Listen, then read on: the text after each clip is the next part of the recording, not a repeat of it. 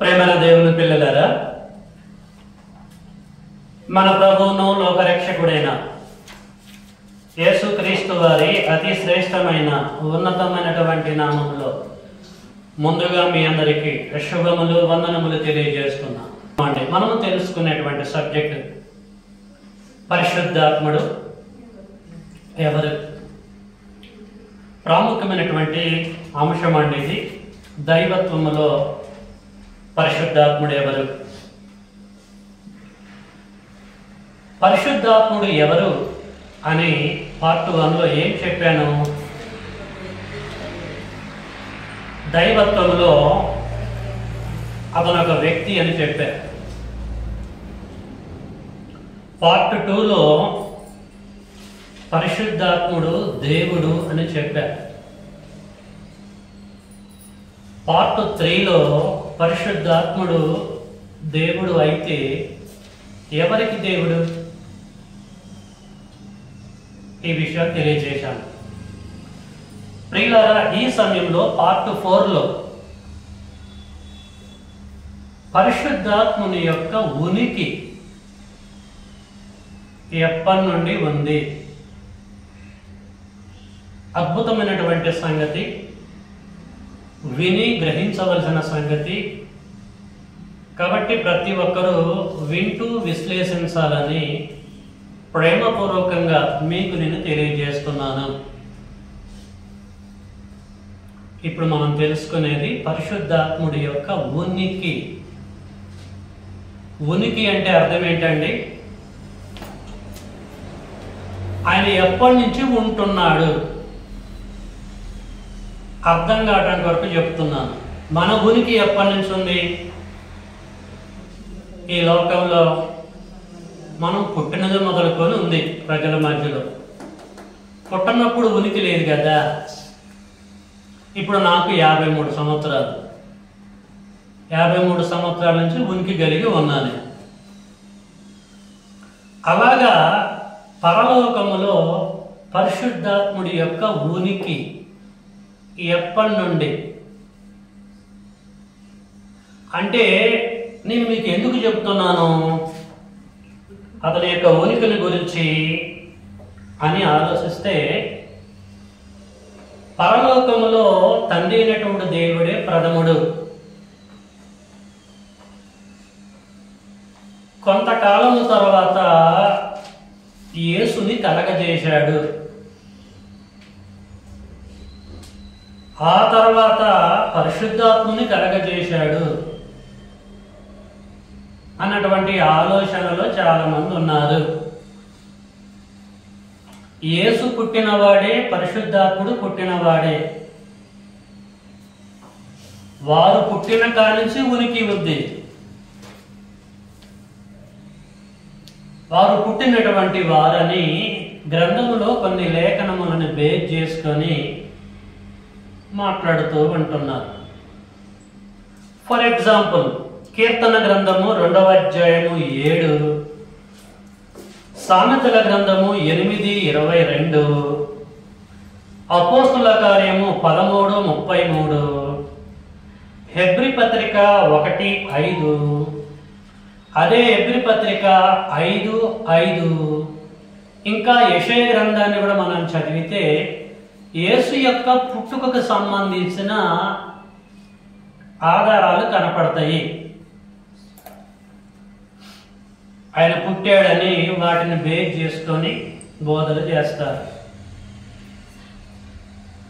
ఆ తర్వాత పరిశుద్ధాత్ముడు కూడా పుట్టినటువంటి వాడే అని గలతీ పత్రిక 4వ అధ్యాయము 6 లేఖనాన్ని చూసుకుంటారు.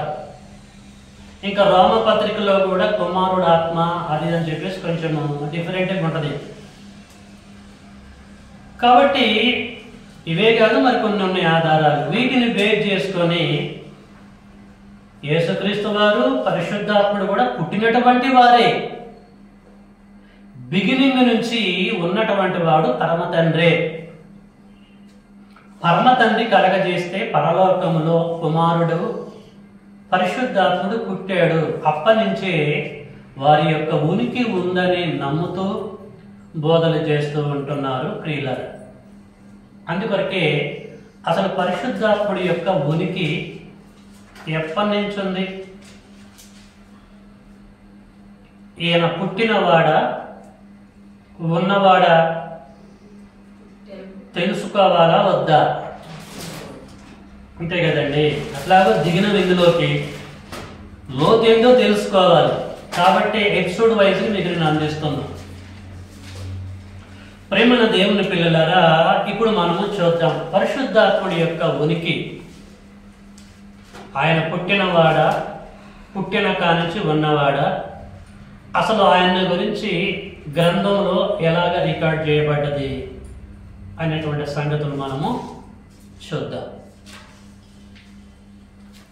పరిశుద్ధాత్ముడి యొక్క ఉనికి, పరిశుద్ధాత్ముని గురించి మనకు అర్థం కావాలంటే పరలోకములో అతనితో పాటు మిగతా ఇద్దరు ఉన్నారుగా.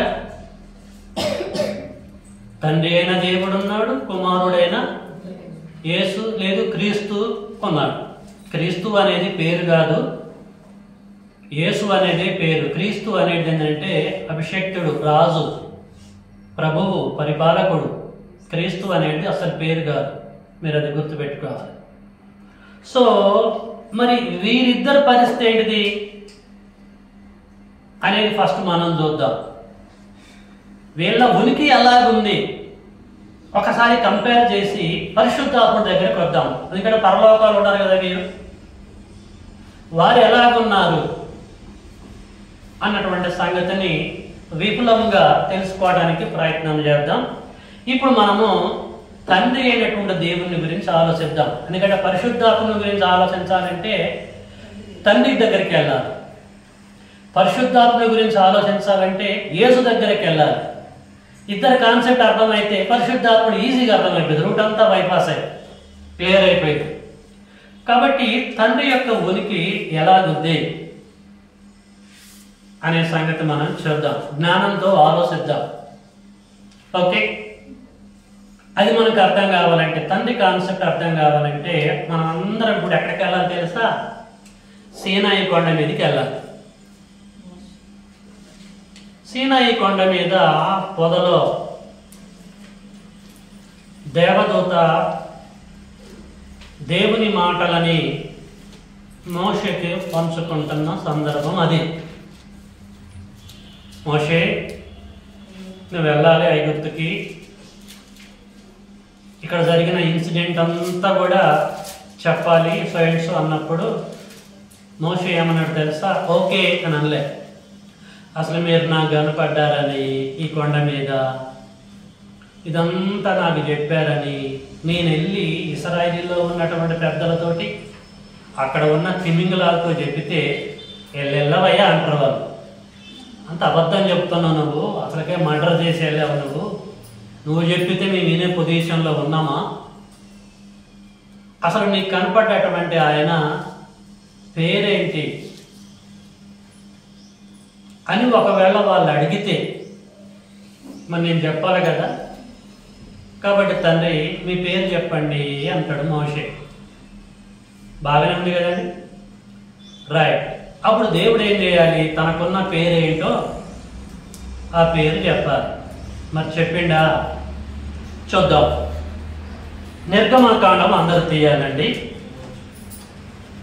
నిర్గమకాండము 3వ అధ్యాయము 14వ వచనం. అందుకు దేవుడు నేను ఉన్నవాడను అనువాడనై ఉన్నానని నువ్వు వెళ్ళి చెప్పు మోషే, ఇది నా పరిస్థితి. మోషే గారేమో పేరు అడిగాడు. పేరు అడిగితే పేరు చెప్పాలి. కానీ దేవుడు ఏం చెప్తున్నాడు ఇక్కడ? అందుకు దేవుడు నేను ఉన్నవాడను, నేను ఉన్నవాడను అని అంటున్నాడు. ఉంటే ఎప్పటి నుంచి ఉంటున్నావు తండ్రి? ఎన్ని తరాల నుంచి ఉంటున్నావు? నేను ఉన్నవాడని అన్నడా, పుట్టినవాడని అన్నడా? తండ్రి ఉనికి ఆయన ఉన్నవాడు, పరలోకములో ఉన్నవాడు. ఆయనకి తల్లి ఉందా? తండ్రి ఉన్నాడా? ఇంకెవరైనా బంధువులు, పేరెంట్స్ ఏమైనా ఉన్నారా? లేదు. ఆయన ఉన్నవాడు అని అంటుండండి. ఉన్నవాడు అంటే దాని అర్థం ఏంటి? నిత్యుడు. ఉన్నవాడు నిత్యుడు, నిత్యము ఉన్నవాడే. నేను ఉన్నవాడను అన్నాడు. దేవుని ఉనికి ఏంటి? ఆయన ఉన్నవాడు, నిత్యుడు అని అర్థం చేసుకోండి. ప్రేమల దేవుని పిల్లలారా, దీని గురించి ప్రకటన గ్రంథంలో యోహాను గారు ఏం చెప్తున్నాడో ఒక్కసారి మనం అక్కడికి వెళ్దాము. ప్రకటన గ్రంథము 1వ అధ్యాయము 8వ వచనం చదువుకుందాం. దానికంటే ముందు 8లో నుంచి 4 తీసేయండి, 4వ వచనం చదువుకుందాం. యోహాను ఆసియాలో ఉన్న 7 సంఘములకు శుభమని చెప్పి రాయినది, వర్తమాన భూత భవిష్యత్తు కాలములో ఉన్నవాని నుండి. ఫర్ యువర్ ఇన్ఫర్మేషన్, నేను ఉన్నవాడను అంటే నీకు అర్థం కావట్లేదు కదా? ఎప్పటి నుంచి ఉన్నాను తెలుసా?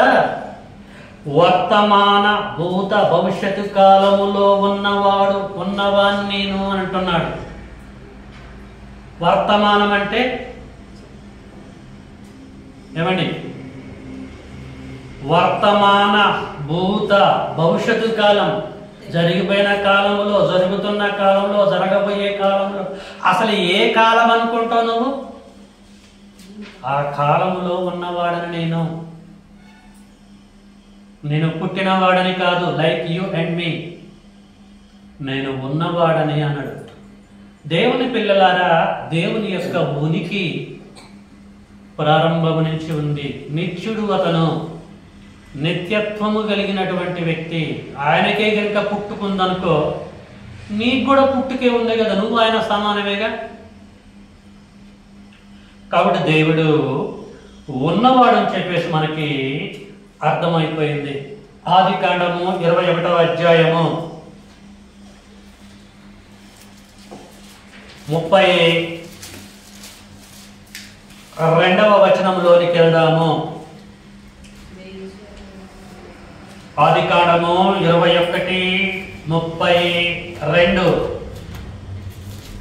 బెర్షెబాలో వారు అలాగూ ఒక నిబంధన చేసుకొనిన తరువాత అబీమెలెకు లేచి తన సేనాధిపతి అయిన ఫీకేలుతో ఫిలిష్తీయుల దేశమునకు తిరిగి వెళ్ళెను.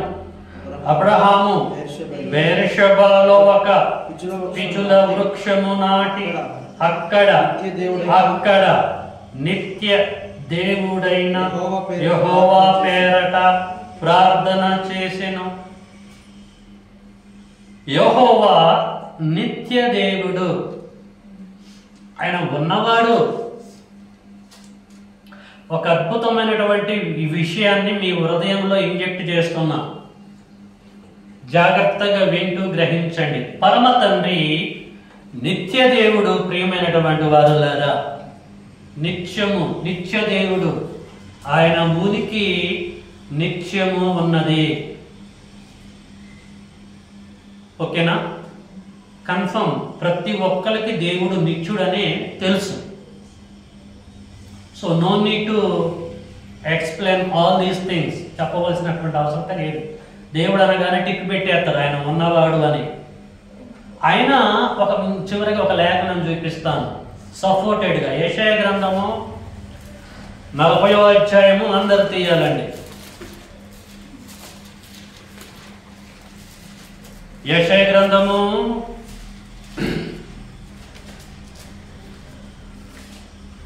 40వ అధ్యాయము 28.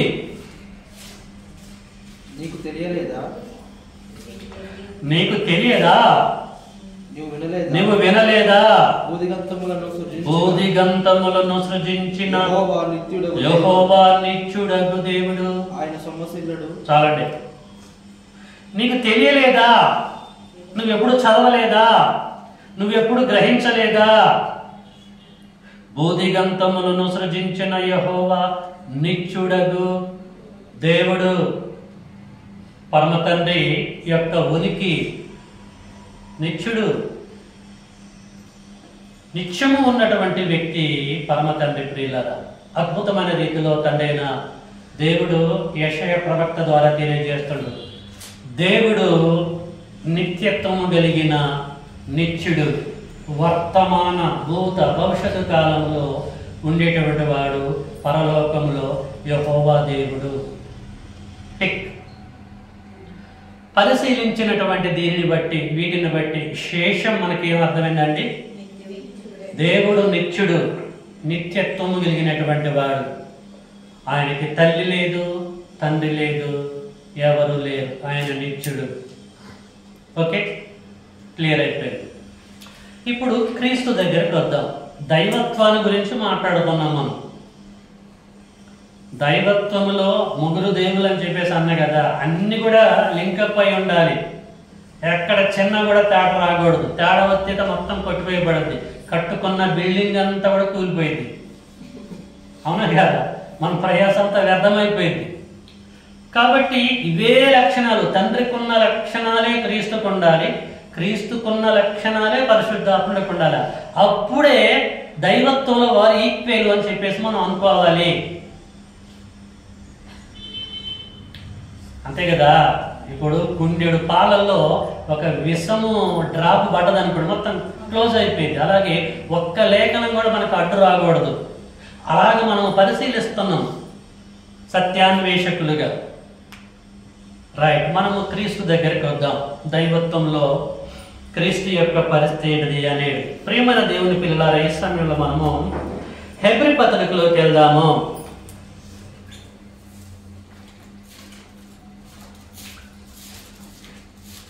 నూతన నిబంధన గ్రంథంలో హెబ్రీ పత్రిక 7వ అధ్యాయము 24వ వచనం. హెబ్రీ పత్రిక 7వ అధ్యాయము 24. హెబ్రీ రచయిత తెలియచేస్తున్నాడు, ఈయన నిరంతరము ఉన్నవాడు కనుక.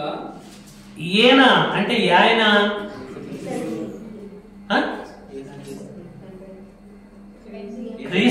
క్రీస్తుని గురించి చెప్తున్నాడు అక్కడ రైటర్. ఈయనంటే ఎవరు అర్థం కావాలంటే పైనుంచి మనం చదువుకుంటూ వస్తే అర్థమైంది. ఈయన నిరంతరము ఉన్నవాడు గనుక మార్పు లేని యాజకత్వము కలిగిన వాడు ఆయన. ఎవరు? ఈయన. మార్పు లేని యాజకత్వము చేసే తండ్రి అయిన దేవుడు కాదు. తండ్రి అయిన దేవుడికి యేసు యాజకత్వము చేస్తున్నాడు. ఎప్పటి నుంచి? ఈయన నిరంతరము ఉన్నాడు, ఉన్న కానించి చేస్తున్నాడు. మీకు అర్థమవుతుందా? ఈయన నిరంతరము ఉన్నవాడు. ఉన్నవాడా? యేసు పుట్టినవాడా? ఉన్నవాడు అని చెప్తుంది గ్రంథం. నువ్వెవరు పుట్టినవాడు అని చెప్పేసి అంటానికి? Did you catch my point? తండ్రి ఏమన్నాడు? మోషే పేరు అడిగితే నేను ఉన్నవాడను అన్నాడు. మరి ఈయన అనకూడదు కదా, రచయిత చెప్పకూడదు కదా. చెప్పింది ఎవరు? యేసును గూర్చి పౌలుకి ధర్మశాస్త్రం మీద పట్టుంది. పట్టున్నటువంటి వ్యక్తి, అరే ఉన్నవాడు పరమ తండ్రి, ఈయన పుట్టినవాడు కదా. మరి పుట్టిన వానికి ఉన్నవాడని మనం పేరు పెడితే రేపు అరెస్ట్ చేస్తాడు మనల్ని. జాగ్రత్తగా ఒళ్ళు దగ్గర పెట్టుకొని మాట్లాడాలి అని అనుకొని చెప్పాలి కదా. కానీ యేసుని ఏమంటాడండి? ఈయన నిరంతరము ఉన్నవాడు గనుక మార్పు లేని యాజకత్వము కలిగిన వాడాయను. ఈయన తన ద్వారా దేవుని యొద్దకు వచ్చు వారి పక్షమున విజ్ఞాపన చేయుటకు నిరంతరము జీవించుచున్నాడు. నిరంతరము. అర్థమవుతుందండి? ఏమైనా క్వాలిటీ తగ్గిందా యేసు దగ్గరికి వచ్చేసరికి? కొంచెం ఏమైనా త్రాసులు పెట్టి కొంచెం తగ్గినట్టుగా ఏమైనా కనపడుతుందా అండి? ఆయనకి ఎన్ని లక్షణాలు ఉన్నాయో ఇతను కూడా అన్నీ కనపడుతున్నాయి. కాబట్టి అన్ని ఒక దగ్గర లేవు, అన్ని ఒక దగ్గర పెట్టి మనం పరిశీలన చేసి స్టడీ చేయాలి. కాబట్టి ప్రియమైన దేవుని పిల్లలారా, ఈయన నిరంతరము ఉన్నవాడు అంటే దాని అర్థం ఏంటిది? నిత్యుడు. నిత్యుడే కదా నిరంతరం ఉండేటువంటి వాడు అనేది. నిత్యుడు యుగ యుగముల నుంచి ఉంటున్నాడు. ఈయన కూడా లైక్ తండ్రిన దేవుడు వలె నిరంతరం ఉన్నవాడు. బిట్టు చెప్తుంది ఇక్కడ, ఆల్రెడీ లేఖనం ఉన్నది, దాన్ని కట్ చేయడానికి సింపేయడానికి ఛాన్స్ లేదు. పౌలు గారు చెప్పిండంటే ఓన్ టెక్నాలజీతో చెప్పలే. పౌలు గారిని ప్రేరేపించింది ఎవరు? పరిశుద్ధాత్ముడు. పరిశుద్ధాత్ముడు పౌలుని ప్రేరేపిస్తే పౌలు ప్రేరణ చెంది హెబ్రీ పత్రిక రాశాడు. ఒకడు ఊహతో చెప్పుట వలన లేఖనములలో ఏ ప్రవచనము కూడా పుట్టదు. For your kind information. కాబట్టి ప్రియులారా, యేసుక్రీస్తు వారు మరి ఉన్నవాడు, నిరంతరము ఉన్నవాడని గ్రంథం సెలవిస్తుంది. రైట్, యోహాను గారిని అడుగుదాం ఈయన గురించి ఏం చెప్తాడు అనేది. ప్రకటన గ్రంథము 22వ అధ్యాయంలోకి వెళ్దాం. 12-13. ఇదిగో ప్రకటన గ్రంథము 22వ అధ్యాయము 12-13. త్వరగా వచ్చుచున్నాను. ఇదిగో త్వరగా వచ్చుచున్నాను అని ఎవరు అంటారండి? యేసు అంటున్నాడు. ఇదిగో త్వరగా వచ్చుచున్నాను, వాని వాని క్రియల చొప్పున ప్రతి వానికిచ్చుటకు నేను సిద్ధపరిచిన జీతము నా యొద్ద ఉన్నది. ఫర్ యువర్ ఇన్ఫర్మేషన్, నేనే అల్ఫాయు ఓమేగయు, మొదటి వాడను కడపటి వాడను, ఆదియు ప్లస్ అంతము నై ఉన్నాను. నేనేమన్నా తక్కువ? ఏమంటానండి? నేనే అల్ఫాయు ఓమేగయు అంటున్నాడు. అల్ఫాయు అంటే, ఆల్ఫా అంటే మొదట, ఓమేగా అని అంట. ఓమేగయు అంటే కడపటి. నేనే మొదటి వాడను, నేనే కడపటి వాడను, నేనే జీవించువాడను, జీవింపచేసేది కూడా నేనే. నేనే మార్గమును, నేనే సత్యమును, నేనే జీవమును. అసలు టోటల్గా కరెక్ట్గా మాట్లాడుతూ అందరు నాతోటి రావాలని అంటాడు. అన్నిటికీ నేనే నేనే నేనే నేనే నిరంతరము ఉన్నవాడను అని అంటున్నాడు ప్రియులారా. ఓకే, అంటే దాని అర్థం ఏంటి? యేసు నిత్యుడా, పుట్టినటువంటి వాడా? ఏమండి? నిత్యుడు. నిత్యుడు. మరియ గర్భం గుండా ఈ లోకానికి వచ్చిన పుట్టుకను గురించి మాట్లాడలే. మరియ యేసుని లోకానికి డెలివర్ చేసింది అంతే. ఆల్రెడీ అక్కడికి ఉన్నాడు ఆయన అంతే. అక్కడి నుంచి రావాలంటే ఆత్మతో వస్తే ఈ కళ్ళు చూడలేవు గనక గర్భంలో పెట్టుకొని రూపాన్ని ధరింపజేసి చూపించింది అంతే, డెలివర్ చేసింది. మరి అప్పుడు లేడా అంతకుముందు ఆయన? అది అర్థం చేసుకోవాలి. దేవుని పిల్లలారా, పరలోకములో యేసు నిత్యుడు, నిరంతరము ఉన్నవాడు. తండ్రి ఏది చెప్పాడో అదే చెప్తున్నాడు. నేను ఉన్నవాడను అన్నాడు ఆయనే. నువ్వెవరు? నువ్వు లేనివాడివి, నువ్వు పుట్టినవాడివి అనడానికి who are you to tell all these things? నీకు లేదా అర్హత. దేవుని పిల్లలారా, అర్థం చేసుకోండి. చివరికి ఒక లేఖనం చూసుకుందాం. హెబ్రీ పత్రిక 13వ అధ్యాయము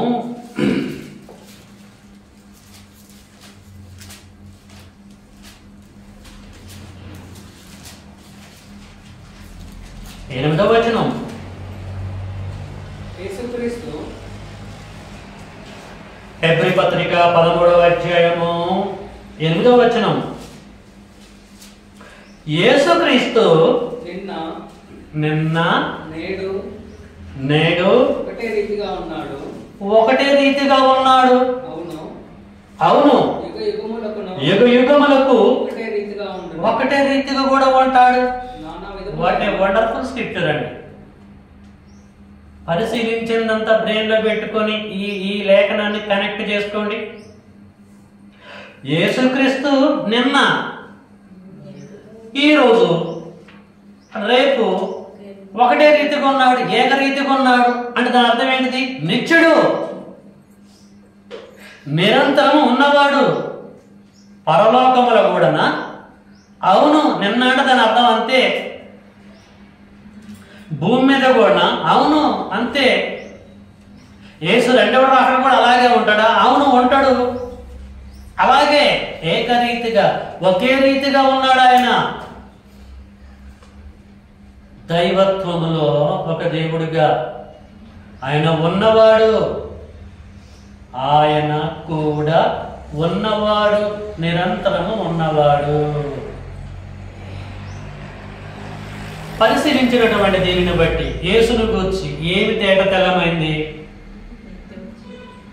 యేసుక్రీస్తుల వారు కూడా పరలోకములో అంటే నిత్యత్వములో నిరంతరము ఉన్నవాడు. అతని ఉనికి మొదటి నుంచి ఉంది, పుట్టినటువంటి వాడు కాదు. అర్థమైందా? పుట్టినటువంటి వాడు కాదు. తండ్రి అలాగా నిత్యుడు, యేసు అలాగే నిత్యుడు. ఇంకా చాలా లేఖనాలు ఉన్నాయి, కానీ మనం మెయిన్ పరిశుద్ధాత్మ దగ్గరకు రావాలి. కానీ కొంచెం తిప్పుకుంటూ వస్తాను నేను. అవి అర్థమైతేనే ఇది అర్థమైంది. ఇప్పుడు పరిశుద్ధాత్ముడి యొక్క ఉనికిని గురించి ఆలోచిద్దాం. పరలోకములో అతను ఒక వ్యక్తి అని చెప్పేసి మీకు బోధించుకుంటూ వస్తున్నాను. ఆయన ఒక వ్యక్తి అని బోధించాడు. పార్ట్ 2లో ఆయన దేవుడని బోధించాడు. పార్ట్ 3లో ఎవరికి దేవుడని బోధించాడు. ఇప్పుడు అతని యొక్క ఉనికిని గురించి పరిశీలిస్తున్నాం. ఇప్పుడు ఈయన ఉనికి ఏంటిది? వారైతే ప్రారంభం నుంచి ఉన్నారు, నో ప్రాబ్లం, నిరంతరం ఉన్నారు. మరి పరిశుద్ధాత్ముడు పరిస్థితి ఏంటిది? గలతీ పత్రిక 4:6లో ఉన్న లేఖనాన్ని చాలా మంది బేస్ చేసుకుంటారు, దాన్ని అపార్థం చేసుకుంటారు. పరిశుద్ధాత్ముడు పుట్టినటువంటి వాడు అని, అప్పటి నుంచి ఆయనకు ఉనికి ఉందని, తండ్రి కలగ చేస్తే పుట్టినటువంటి వ్యక్తి అని. అప్పటి నుంచే ఉనికి ఉందా?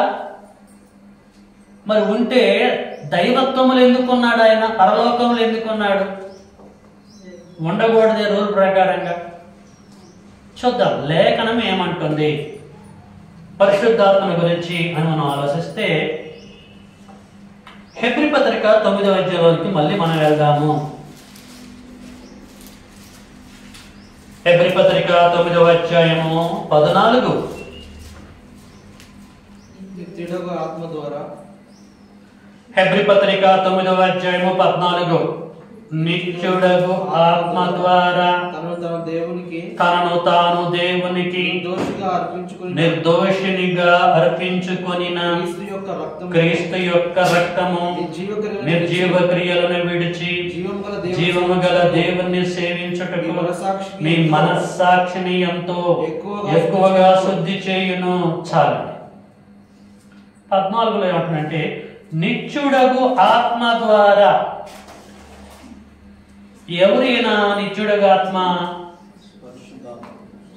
తండ్రి అయిన దేవుడి గురించి చెప్తున్నాడా రైటరు? పరిశుద్ధాత్మని గురించి చెప్తున్నాడు. ఏమ్మా అర్థమైందా? క్లారిటీ ఉందా లేదా? ఆయన నిత్యుడాట ప్రియులారా, నిరంతరము ఉన్నవాడాట. నిత్యుడు అంటే ఆఫాఫ్ అని అర్థమా? పుట్టిన వాళ్ళని నిత్యులు అంటారండి.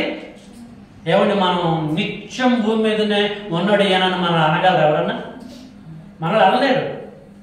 ఎప్పటికీ పుట్టుక లేకుండా మనం కనపడదాం అనుకోండి నిత్యుడు అంటారు. ఇక్కడ పరిశుద్ధాత్ముడు అట ప్రియులారా, నిత్యుడు, నిత్యుడగు ఆత్మ ద్వారా రక్త ప్రోక్షణ జరిగింది అని అంటున్నాడు ఇక్కడ పౌలు గారు. పరిశుద్ధాత్ముడు నిత్యుడు అంటే నిరంతరము ఉన్నవాడు. ఎక్కడ? పరలోకంలో, భూలోకములో, ఎక్కడైనా ఏ కాలములో అయినా నిన్న నిత్యుడే, ఈరోజు నిత్యుడే, రేపు నిత్యుడే, అన్ని కాలములలో అన్ని యుగములలో ఉన్నటువంటి వాడు పరిశుద్ధాత్ముడు, పరిశుద్ధాత్మ దేవుడు. Any confusion? నిత్యుడని గ్రంథం చెప్తుంది, నిత్యుడు కాదనడానికి హూ ఆర్ యు, ఎవరు నువ్వు? ప్రేమ దేవుని పిల్లలారా, ఈయన నిత్యుడు అని కన్ఫర్మేషన్ గా మనము చెప్పటానికి ముందుగా ఒక 2 లేఖనాలను చూసుకుందాం. సృష్టిని కలగజేసింది ఎవరు?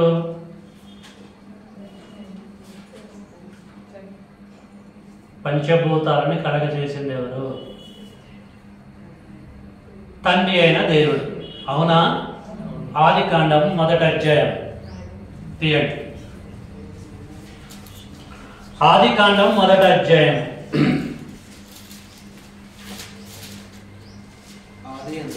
మొదటి వచనం. ఆదియందు దేవుడు భూమి ఆకాశములను సృజించెను. భూమి నిరాకారముగాను శూన్యముగాను ఉండెను. ఇక్కడ వరకు క్లియర్ అయిపోయింది. చీకటి అగాధ జలము పైన కమ్మి ఉండెను. దేవుడు అన్నాడా? దేవుని ఆత్మ అన్నాడా? దేవుడని పైన అన్నాడు. ఆదియందు దేవుడు భూమి ఆకాశములను సృజించెను అని ఉంది. అంటే సృష్టి కార్యక్రమములో, సృష్టి నిర్మాణములో తండ్రి పాత్ర కనపడుతుంది. సృష్టి నిర్మాణములో పరిశుద్ధాత్ముడు పాత్ర ఉందా? ఉంది. కింద అంటున్నాడు 2లో ఏమంటున్నాడు? 2లో భూమి నిరాకారముగాను శూన్యముగాను ఉండెను, చీకటి అగాధ జలము పైన కమ్మి ఉండెను. దేవుని ఆత్మ అంటే పరిశుద్ధాత్మ జలముల పైన అల్లాడుచుండెను. సూపర్వైజింగ్ చేస్తున్నది. తండ్రి సృష్టిని కలగజేస్తంటే భూమి గుట్టుగాక, సముద్రం గుట్టుగాక, అదిగాక ఇదిగాక అని తండ్రి మొత్తం కలగజేస్తంటే దైవత్వములో ఉన్న మరొక వ్యక్తి పరిశుద్ధాత్ముడు సూపర్వైజింగ్ చేస్తున్నాడు. అల్లాడు చూడారంటే అర్థమైందండి. ఓవరింగ్ అనమాట. సూపర్వైజింగ్ చేయటం. తండ్రి పని జరిగిస్తుంటే తండ్రి పని అది. ఈయన పని ఏంటంటే సూపర్వైజింగ్ చేయటము. ఇంగ్లీష్లో చదవండి ఈ బిట్. సూపర్ అంటది. దేవుని ఆత్మ అన్నాడు. దేవుని ఆత్మ అంటే పరిశుద్ధాత్మని యేసు బాప్తిజం తీసుకొని బయటికి వస్తున్నప్పుడు కదా దేవుని ఆత్మ పావురం వల్లే ఆయన భుజం మీదకి వచ్చి వాళ్తుంది. దేవుని ఆత్మ అంటే పరిశుద్ధాత్మ. పరిశుద్ధాత్ముడు ప్రియులారా అన్ని కాలములలో అన్ని యుగములలో ఉన్నాడు. సృష్టి ప్రారంభంలో కూడా. ఎందుకు? ఆయన నిత్యుడు, నిరంతరము ఉన్నాడు. అర్థమైందా ప్రవీణ్? అర్థమైందా? అర్థం చేసుకోవాలి. పరిశుద్ధాత్ముడు నిత్యుడు అని చెప్పటం కొరకు, పరిశుద్ధాత్ముడు నిరంతరము ఉన్నవాడని చెప్పటం కొరకు అతని యాక్టివిటీస్ని మీకు ఇంట్రడ్యూస్ చేస్తున్నా. ఉంటే ఎక్కడెక్కడ ఉన్నాడు ఒకసారి చూద్దామని మీకు డౌట్ అవుతుందేమని ఎక్కడెక్కడ ఉన్నాడో చూపిస్తున్నా. తండ్రి సృష్టి కలగజేస్తే దాన్ని సూపర్వైజింగ్ చేసే పనిలో ఉన్నాడు. అంటే ఆయన ఉనికి ఎప్పుడుందో మీరు అర్థం చేసుకోండి. నిన్న మొన్నటి అతను కాదు. ఆయన ఉనికి ఎప్పటి నుంచో ఉంది. నిరంతరము ఆయన కూడా ఉన్నవాడే. ఇంకొక విషయం చెప్పనా? సూపర్వైజింగ్ చేయడమే కాదు, భూమిని పుట్టించాలని దేవుడికి ఆలోచన వచ్చినప్పుడు, సముద్రాలు కలగజేయాలనే ఆలోచన వచ్చినప్పుడు, ఈ పంచభూతాల నిర్మాణం జరగాలన్నప్పుడు దానికి కొలతలన్నీ కూడా డయాగ్రామ్ మొత్తం గీసి ఇచ్చింది ఎవరు అనుకుంటారు? తండ్రికి. ఎవరండి? పరిశుద్ధాత్మ. పొడిగింత ఎడలికింత ఇదేది ఇలాగ ఉండాలి, ఇక్కడికి రాగానే డౌన్ చేయాలి, మిట్ట చేయాలి, ఈ లెంత్ ఎంత అని ఇవన్నీ చెప్పింది ఎవరు అనుకుంటున్నారు? కోవర్కర్స్ వీళ్ళంతా. అంటే అలాగ అనడానికి ఛాన్స్ లేదు, కానీ పరిశుద్ధాత్ముడి యొక్క వర్క్ నిరంతరము అంటే నిత్యత్వములో మనకు కనపడుతూ ఉంటది. యెషయా గ్రంథము 40వ అధ్యాయం ఇందాక మనం చదువుకున్నాం. యెషయా గ్రంథము 40వ అధ్యాయము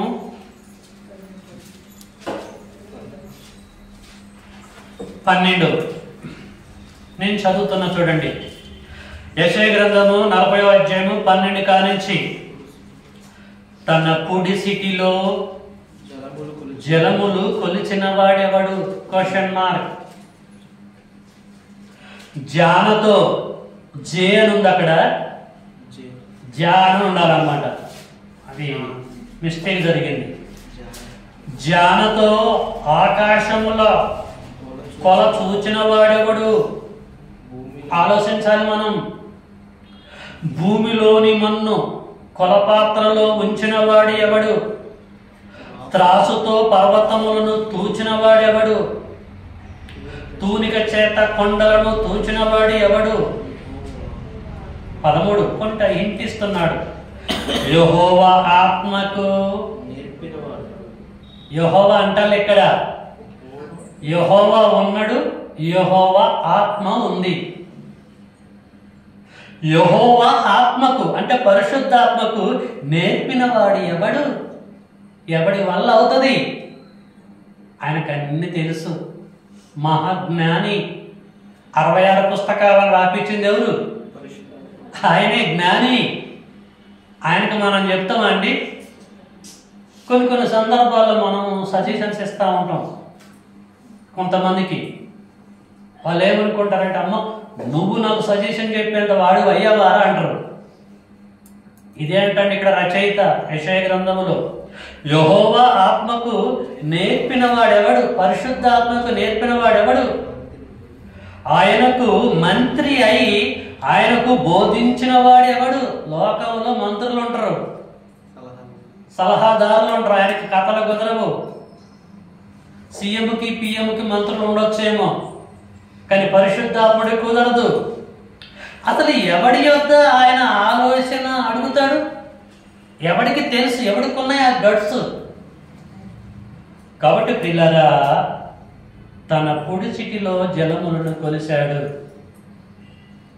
ఈ మెజర్మెంట్స్ మొత్తం పరమ తండ్రికి ఇచ్చేశాడు. ఎవరి డ్యూటీ వారిదే, ఎవరి బాధ్యత వాళ్ళదే. అర్థమవుతుందా అండి? కాబట్టి పరిశుద్ధాత్ముడి యొక్క ఉనికి నిన్న మొన్నటిది కాదు ప్రియులారా, బిగినింగ్ నుంచి, ప్రారంభం నుంచి ఉంది, నిరంతరం నుంచి ఉన్నదే. నేను ఉన్నవాడను అన్నాడు పరమ తండ్రి. యేసుక్రీస్తుల వారు కూడా ఉన్నవాడు అన్నాడు పౌలు గారు. ఇక్కడ పరిశుద్ధాత్మని గురించి కూడా నిత్యుడగు ఆత్మ, నిత్యుడు, ఆయన ఉన్నవాడు.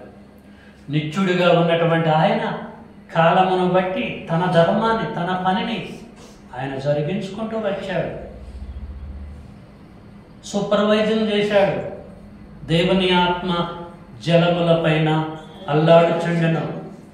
సూపర్వైజింగ్. ఇక్కడికి వచ్చేసరికి కొలతలు ఎక్కడికెక్కడికి, ఈ పంచభూతాలను ఎలా తయారు చేయాలి, అసలు ఏంటిది, ఈ ప్లాన్స్ అంతా కూడా తండ్రితో పంచుకుంటూ ఉంటున్నాడు.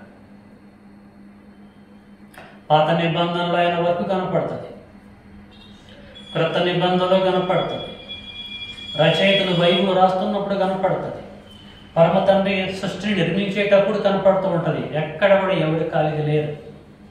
తండ్రి పాత్ర తండ్రిదే, కుమారుడు పాత్ర కుమారుడిదే, పరిశుద్ధాత్ముడు పాత్ర పరిశుద్ధాత్ముడిదే. భూమి మీద నిన్ను పుట్టిన తర్వాత నువ్వు చేయవలసిన పాత్ర నీకు కూడా అప్పచెప్పాడు. నీ పాత్ర నీదే, ఎవరి పాత్రలు వాళ్ళయే. పాత్రలను బట్టి పని చేయాలి. ప్రేమైన దేవుని పిల్లలారా, నా పాత్ర ఏంటి? సేవ చేయాలి. సేవ చేయరా నాయన అని 1992లో ఈ పని అప్పచెప్పాడు. 92 నుంచి ఇప్పటి వరకు ఈ పని తప్ప నేను ఏ పని చేయలేదు. దేవుడి సన్నిధిలో చెప్తున్నా. That's not our business. దాని సెక్షన్ వేరే ఉంటుంది. కాబట్టి పరిశుద్ధాత్ముడు నిత్యుడు, నిరంతరము ఉన్నవాడు, తండ్రి అయిన దేవుడు ఉన్నవాడు, క్రీస్తు ఉన్నవాడు, పరిశుద్ధాత్ముడు కూడా ఉన్నవాడు, నిరంతరుడు. అదే అతని యొక్క ఉనికి. అర్థమైందా? పరిశుద్ధాత్ముడి యొక్క ఉనికి ఎప్పటి నుంచి అని పరిశీలన చేసుకుంటూ వస్తున్నాం. ఏమర్థమైంది? ఒక 2000 సంవత్సరాల నుంచి ఆయన ఉనికి ఉంది, ఒక 5000 సంవత్సరాల నుంచి ఉనికి ఉంది అని మీకు చెప్పానా? నిరంతరము ఆయన ఉనికి ఉంది. ప్రారంభం నుంచి, నిత్యత్వం నుంచి ఆయన ఉనికి ఉంది. తండ్రి వల్లే, యేసు వల్లే, కుమారుడు వల్లే ఈయన కూడా ఉనికి ఉన్నది. కాబట్టి మీరు సర్వలోకమునకు వెళ్ళి సువార్తను ప్రకటించండి. తండ్రి యొక్కయు, కుమారుడి యొక్కయు, పరిశుద్ధాత్మని యొక్కయు నామములోనికి బ్యాప్టిజం ఇయ్యండి. నిన్న మొన్న ఉనికి అయితే ఆయనకి ఎందుకు ప్రాధాన్యత ఇస్తాడు యేసు? తేడా అవుతుంది కదా, మరి కుదరదుగా, లెక్కల తేడాలు వస్తాయి కదా. ముగ్గురికి ఎంత ప్రాధాన్యత ఉందో ప్రియమైన దేవుని పిల్లలారా అర్థం చేసుకోండి. యేసుకి ప్రాధాన్యత ఉంది కనుక ఆయన పేరు కూడా మెన్షన్ చేసుకున్నాడు. అందరూ కష్టపడరు కదండి. కాబట్టి తండ్రి, కుమార, పరిశుద్ధాత్మ నామంలోకి బ్యాప్టిజం అని చెప్పేసి అన్నాడు. కాబట్టి ప్రియులారా, ఏం తెలుసుకున్నప్పుడు వరకు మనము పరిశుద్ధాత్ముడు ఎవరు అనే పార్ట్ 4లో పరిశుద్ధాత్ముడి యొక్క ఉనికిని గురించి తెలుసుకున్నాం. ఏం తెలుసుకున్నామంటే ప్రారంభం నుంచి ఆయన ఉనికి ఉంది, ఆయన ఉన్నవాడు, ఆయన నిత్యుడని మనము గ్రహించాం. దాంతో చిత్తమైతే నెక్స్ట్ సండే పరిశుద్ధాత్ముడికి 66 పుస్తకాలలో ఉన్న పేర్లేంటి? పేర్లేంటిది? ఎందుకంటే మీరు కొంచెం కన్ఫ్యూజ్ కావచ్చు. ఇప్పుడు యెహోవా ఆత్మ అని అన్నా కదా, నేను క్రీస్తు ఆత్మ అని అన్నా కదా, ఏమో ఈయన కావచ్చు, ఆయన కావచ్చు అని కన్ఫ్యూజన్ ఉండొచ్చు. అసలు ఈ పరిశుద్ధాత్ముడికి ఎన్ని పేర్లు ఉన్నాయి? ఎన్ని పేర్లతో పిలువబడ్డాడు? ఎన్ని పర్యాయ పదములతో ఆయన పిలువబడ్డాడు అనే సంగతి పార్ట్ 5 అనేవి చెప్తాను. పార్ట్ 6 వరకు ఉంటారు. ఆ తర్వాత మీ ధర్మ సందేహములు ఏదున్నా సరే you most welcome to ask me. అర్థమైందండి? Thank you. చక్కగా మీరు విన్నందుకు మిమ్మల్ని అభినందిస్తూ ముగిస్తున్నాను. May God bless you all. మీ అందరికీ వందనములు.